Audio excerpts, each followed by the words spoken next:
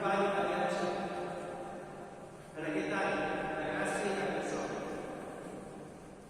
Que l'Esperit Sant, que avui comença a nosaltres i a nosaltres aquesta obra, la dugui a terme fins al dia de Crist Jesús.